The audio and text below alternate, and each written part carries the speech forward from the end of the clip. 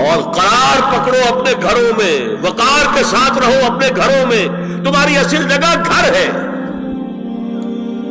باہر نکلنا تمہارا کام نہیں ہے۔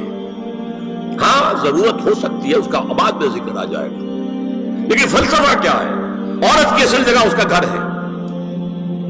جو ڈیوٹیز کی تقسیم کر دی گئی ہے اللہ کی طرف سے، اس میں عورت کا اصل مقام اس کا گھر ہے۔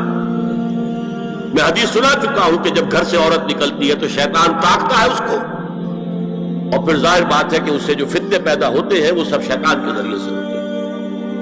وَلَا تَبَرَّجْنَ تَبَرُّجَ الْجَاهِلِيَّةِ الْأُولَىٰ، اور جو جاہلیت تھی، اسلام کے آنے سے پہلے کا جو دور تھا، اس میں جس طرح تم بند سنور کر اور لوگوں کی نگاہوں میں آنے کے لیے نکلتی تھی، اب وہ طریقہ اختیار نہ کرو۔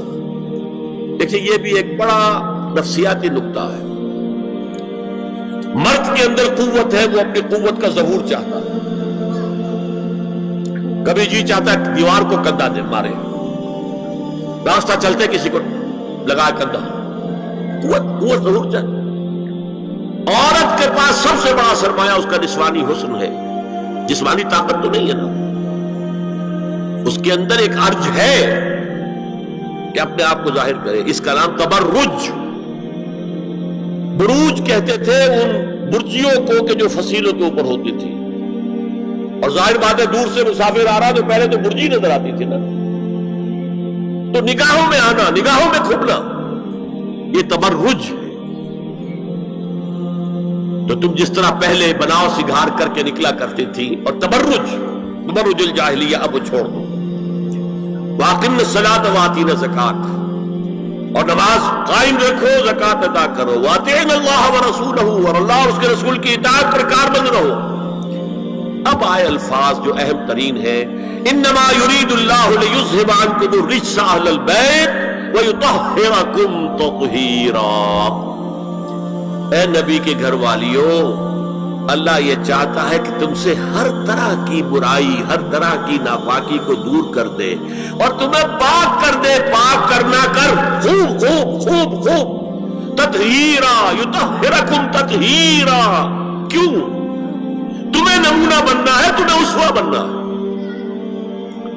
یہ الفاظ اصل میں آئے ہیں قرآن مجید میں ازواج مطہرات کے بارے میں۔ سارا جملہ چل رہا ہے یا نساء نبی سے۔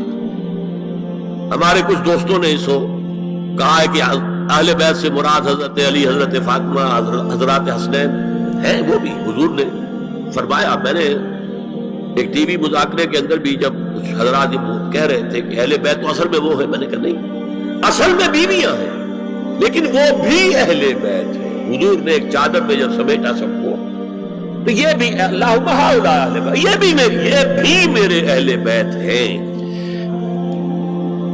سلمان منا اہل البیت، سلمان بھی ہمارے اہل بیت میں سے، جو جتنا قریب ہوا۔ لیکن قرآن میں یہ لفظ آتا ہے صرف بیویوں کے لیے، ازواج کے لیے۔ یا ایھا الذین آمنوا لا تدخلوا بیوت النبی حتی یؤذن لکم، اہل ایمان نبی کے گھروں میں داخل نہ ہوا کرو جب تک کہ اذن نہ دیا جائے۔ اور اس کے بعد فرمایا وَإِذَا سَأَلْتُمُوهُنَّ مَتَاعًا فَاسْأَلُوهُنَّ مِنْ وَرَاءِ حِجَابٍ، اور دیکھو اگر نبی کی بیویوں سے کوئی چیز مانگنی ہو تو پردے کی اوٹ سے مانگو۔ یہ حجاب کا لفظ آیا ہے جس کو کہا جاتا ہے کہ حجاب کا کوئی حکم قرآن میں ہے ہی نہیں۔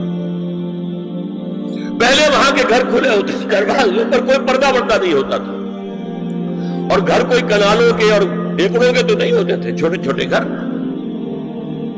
لیکن یہاں پر فرما دیا گیا پردے، اس کے بعد سے جب سے یہ آیت اتری گھروں کے اوپر پردے ڈال دیے گئے۔ اب ظاہر بات ہے کہ اس میں چہرے کا پردہ ہی ہوا نا، چہرے کا پردہ ہے حجاب، اسی کو حضرت عائشہ نے آیت الحجاب قرار دیا ہے۔ اور پھر دیکھیے جو ریئلزم ہے، ریئلزم میں نے کہا تھا نا کہ اللہ نے بھی فرمایا کہ سب سے زیادہ محبت انسان میں عورت کی ہے، حب زین للناس حب الشہوات من النساء، اور پھر اس کے بعد لمبی فہرست۔ حضور نے فرمایا حب الیہ النساء والطیب، یہاں بھی فرمایا گیا ذالکم اطہر لقلوبکم وقلوبہن، یہ زیادہ پاکیزہ بات ہوگی تمہارے دلوں کے لیے بھی اور ان کے دلوں کے لیے۔ اگر نبی کی بیوی بے حجاب تمہارے سامنے آ جائے گی تو وہ نبی کی بیوی ہے اور ازواج مطہرات ہونے کی حیثیت سے تمہاری ماں بھی ہے، لیکن ایک عورت بھی تو ہے، اور تم چاہے صحابی ہو کچھ بھی ہو، تم مرد بھی تو ہو۔ یہ مرد اور عورت کے درمیان جو کشش ہے یہاں بھی اس کا ساس۔ نبی کی بیویوں کو بھی یہ نہیں کہا کہ اس سے ماوراء ہے، معصوم تو کوئی نہیں نبی کے علاوہ، وہ تو اللہ کہہ رہا ہے ہم تمہیں پاک کر دینا چاہتے ہیں، پوری طرح پاک کر دینا چاہتے ہیں تاکہ تم تمام خواتین امت کے لیے اسوہ بن جاؤ۔ فرمایا یہ جو پردے کی اوٹ سے کوئی شے لینا دینا ہے، اس سے یہ تمہارے دلوں کے لیے بھی زیادہ پاکیزہ بات ہے، ان کے دلوں کے لیے بھی۔ یہ ہے اللہ تعالیٰ کا حکم سورہ احزاب کے اندر۔ اس کے بعد اسی سورہ احزاب میں اس سے جو مستثنا ہے، گھروں میں اذن لیے بغیر بھی داخل ہو سکے، جن کے سامنے ازواج مطہرات اپنے کھلے چہرے کے ساتھ آ سکتی تھی، ان کی ایک فہرست دی گئی۔ یہ مختصر فہرست ہے۔ لا جناح علیہن فی آبائہن ولا ابنائہن ولا اخوانہن ولا ابناء اخوانہن ولا ابناء اخواتہن ولا نسائہن ولا ما ملکت ایمانہن واتقین اللہ ان اللہ کان علی کل شیء شہیدا۔ کوئی حرج نہیں ہے ازواج مطہرات پر ان کے باپوں کے سلسلے میں۔ ابو بکر آئے تو جائے سیدھے حضرت عائشہ کے حجرے میں، کون روکے گا؟ اور بیٹوں کے اور ان کے بھائیوں کے اور ان کے بیٹوں کے بھائی بھتیجے اور ان کی بہنوں کے بیٹے یعنی بھانجے، ولا نسائہن، اس کو میں چاہتا ہوں نوٹ کریں آپ، اپنی عورتیں، جان پہچان کی عورتیں، اجنبی عورتیں نہیں۔ اس پر مزید گفتگو ہوگی سورہ نور کے حوالے سے۔ ولا ما ملکت ایمانہن، اور جو ان کے ملک یمین ہے، ان میں ایک رائے یہ ہے کہ مراد صرف باندیاں ہیں اور ایک مراد یہ ہے کہ اس میں مرد غلام بھی شامل ہیں۔